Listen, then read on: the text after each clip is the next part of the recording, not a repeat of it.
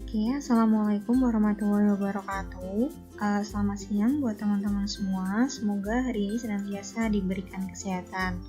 Oke, hari ini kita masuk ke materi kuliah yang pertama, yaitu terkait dengan akuntansi keuangan menengah 2. Adapun materi yang pertama hari ini kita bahas, yaitu terkait dengan liabilitas jangka pendek. Apa sih liabilitas jangka pendek itu? Tetapi sebelum kita masuk ke materi liabilitas jangka pendek, kita bahas terlebih dahulu apa sih liabilitas? What is a liability? Kita sudah sering mendengar kata liabilitas. Apa sih liabilitas itu? Jadi yang dimaksud dengan liabilitas berdasarkan PSAK nomor 57 adalah kewajiban kini entitas yang timbul dari peristiwa masa lalu yang mana penyelesaiannya diperkirakan mengakibatkan pengeluaran sumber daya entitas. Ini definisi dari liabilitas.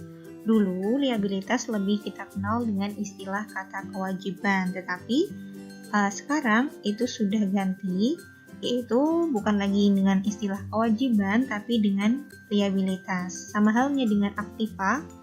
Sekarang kita sudah tidak pakai lagi istilah kata aktiva, melainkan kata aset.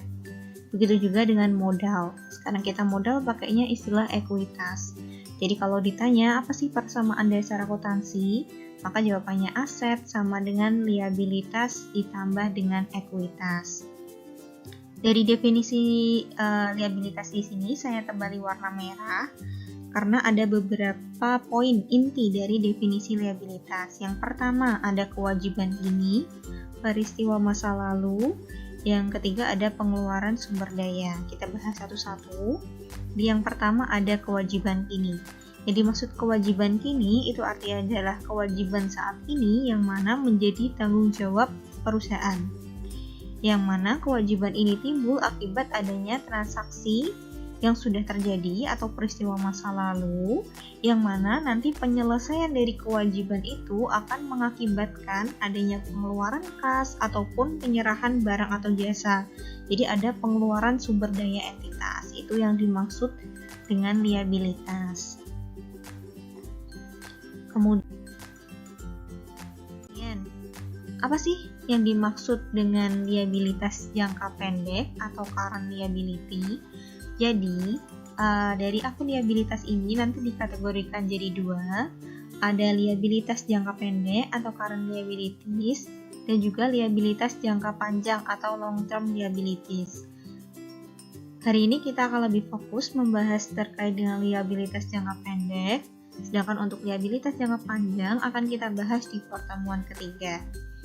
Apa sih kategori atau klasifikasi sebuah akun itu masuk ke liabilitas lancar atau liabilitas jangka pendek? Di sini ada dua klasifikasi. Yang pertama, mengharapkan akan menyelesaikan liabilitas tersebut dalam siklus operasi normalnya. Jadi yang dimaksud dengan siklus operasi di sini adalah jangka waktu antara perolehan aset untuk pemrosesan dan realisasinya dalam bentuk kas. Klasifikasi yang kedua, liabilitas tersebut jatuh tempo untuk diselesaikan dalam jangka waktu 12 bulan setelah periode pelaporan. Jadi, sebuah akun itu masuk ke dalam liabilitas apabila jatuh temponya itu kurang dari 1 tahun atau 12 bulan. Itu klasifikasi liabilitas berdasarkan PSAK nomor 1.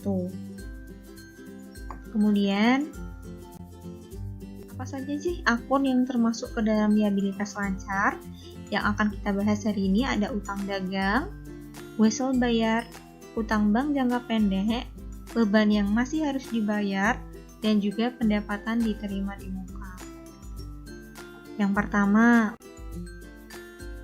utang dagang atau kalau bahasa Inggrisnya account payable. Teman-teman sudah sering ketemu kemarin waktu praktikum akuntansi manual. Apa sih yang dimaksud hutang dagang sendiri? Jadi hutang dagang adalah jumlah yang belum dibayarkan atas suatu barang atau jasa yang telah diberikan atau diserahkan dari supplier. Pengakuan dari utang dagang ini diakui pada tanggal penyerahan dari barang atau jasa tersebut. di mana dasar pencatatan utang dagang itu didasarkan dari faktur pembelian. Pada umumnya, kalau berkaitan dengan utang dagang, kita akan menemui yang namanya termin pembelian. Di sini contoh termin pembelian ada 2/10 N/30.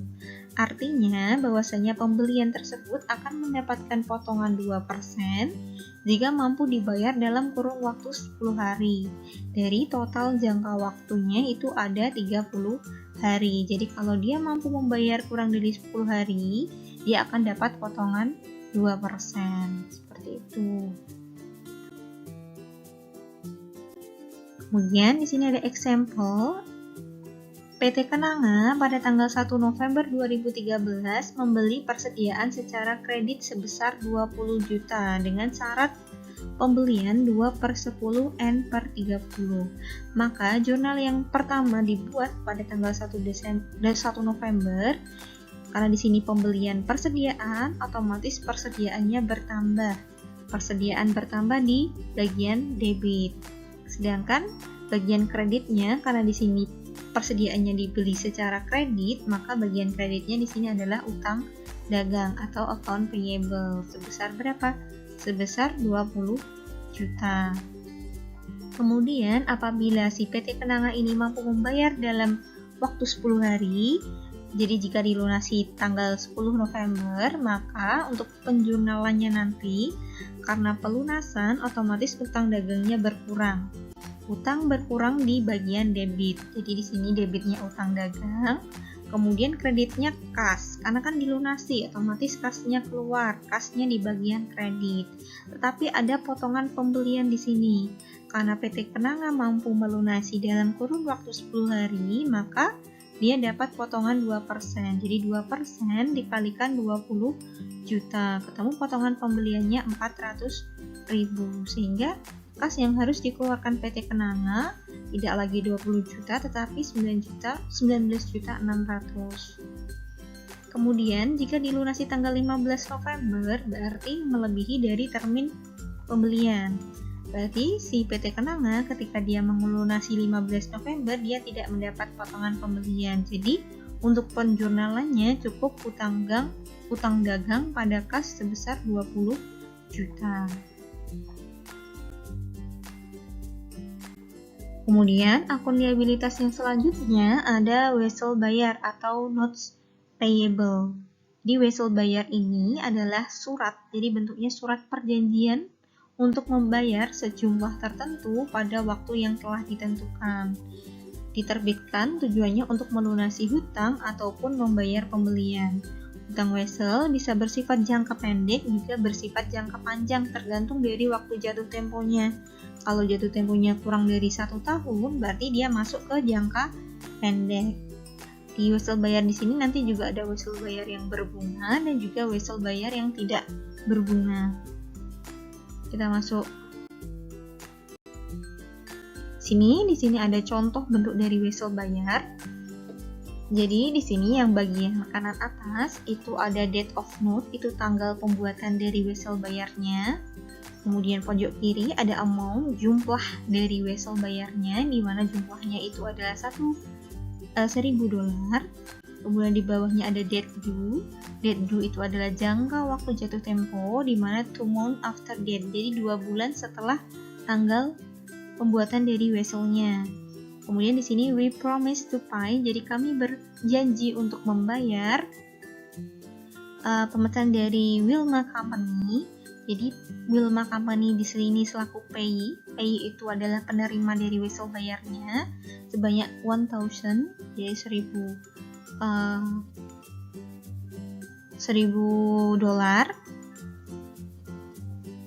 Kemudian for value received with annual interest at 12%, di mana 12% di sini adalah bunganya. Jadi bunga dari wesel bayarnya 12%.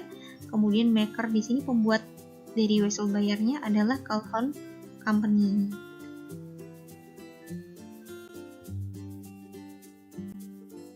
Kita masuk ke ilustrasi. Di sini ada ilustrasi untuk wesel bayar yang berbunga. PT Kenanga melunasi hutang dagang sebesar 20 juta pada tanggal 1 Desember 2013 dengan menerbitkan wesel bayarnya dengan jatuh temponya 90 hari dengan bunga 12%. Berarti untuk penjurnalan yang pertama tanggal 1 Desember 2013, maka jurnalnya utang dagang pada wesel bayar. Dimana wesel bayarnya nominalnya 20 juta. Di sini kan tujuan dari pengeluaran wesel kan untuk melunasi hutang, berarti hutangnya berkurang. Hutang berkurang di bagian debit. Jadi debitnya utang dagang, kreditnya wesel bayar sebesar berapa? 20 juta. Jadi walaupun si wesel nanti ini pelunasannya itu kan bayarnya berarti pokok plus bunga. Jadi ketika sudah 90 hari, si PT Kenanga wajib melunasi pokok pinjamannya 20 juta plus bunganya 12%. Tetapi ketika akhir periode tanggal 31 Desember, seperti biasa kita harus buat yang namanya jurnal penyesuaian. Jadi berapa sih beban bunga sampai dengan bulan Desember atau periode tahun 2013. Caranya berarti kan 1 Desember sampai 31 Desember itu ada 30 hari, dibagi total hari dalam 1 tahun 360, dikalikan 12% suku bunganya, kemudian dikalikan nominal dari weselnya 20 juta, sehingga ketemu beban bunganya yang diakui untuk jurnal penyesuaian sebesar 200.000. Jadi beban bunga pada utang bunga 200.000. Kemudian ketika dilunasi, penjurnalan untuk ketika dilunasi berarti setelah 90 hari, tepatnya tanggal 1 Maret 2014, maka jurnal yang harus dibuat PT Kenanga, yang pertama wesel bayarnya karena pelunasan, berarti wesel bayarnya berkurang. Wesel bayar berkurang di bagian debit. Wesel bayarnya sesuai dengan nominalnya, di mana nominalnya 20 juta. Kemudian ada utang bunga, berdasarkan jurnal penyesuaian yang sudah kita buat.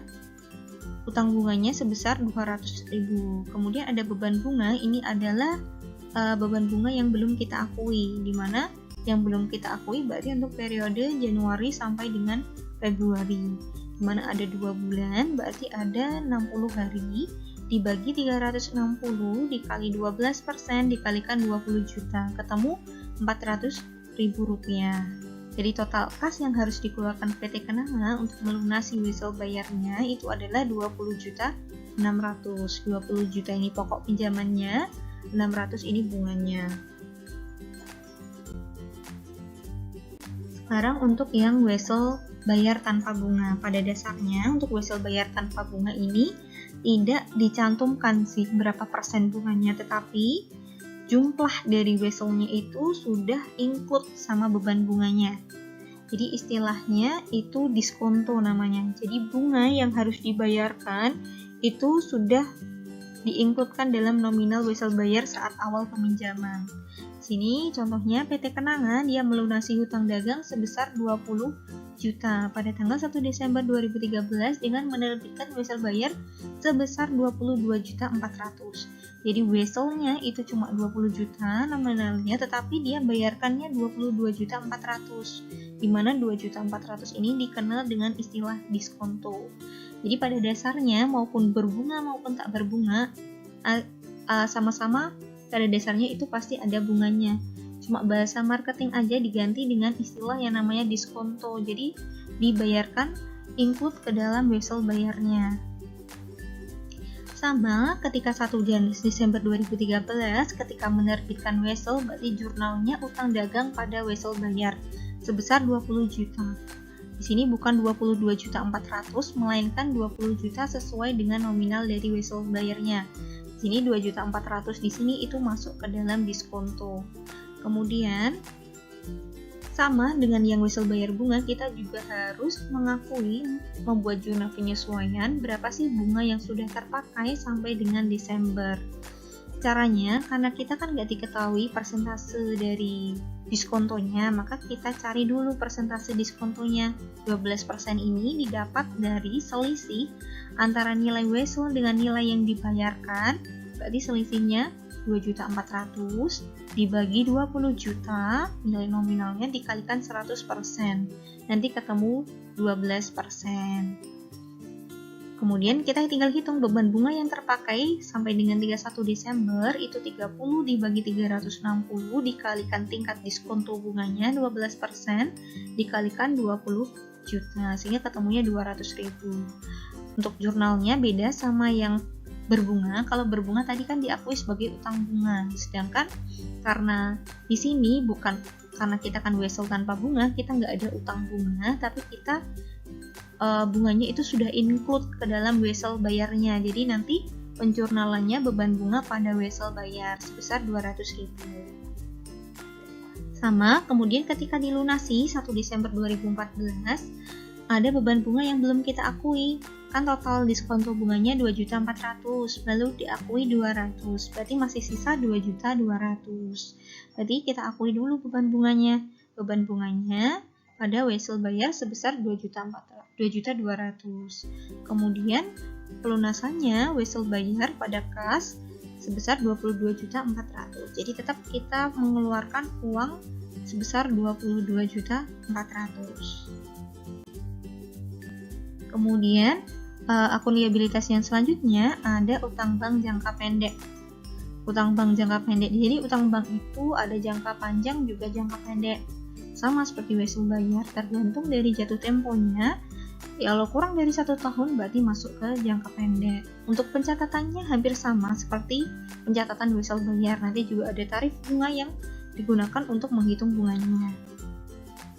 Kemudian untuk akun liabilitas yang selanjutnya ada accrued expense atau beban yang masih harus dibayar. Contoh, jadi beban yang masih harus dibayar ini incurred but not yet paid. Jadi artinya sudah kita nikmati bebannya, sudah kita pakai bebannya, tapi kita belum membayar. Contoh, beban listrik, air, sama telepon. Kita sudah bisa menikmati mulai tanggal 1, tetapi kita baru bayarnya tanggal 30 atau akhir bulan.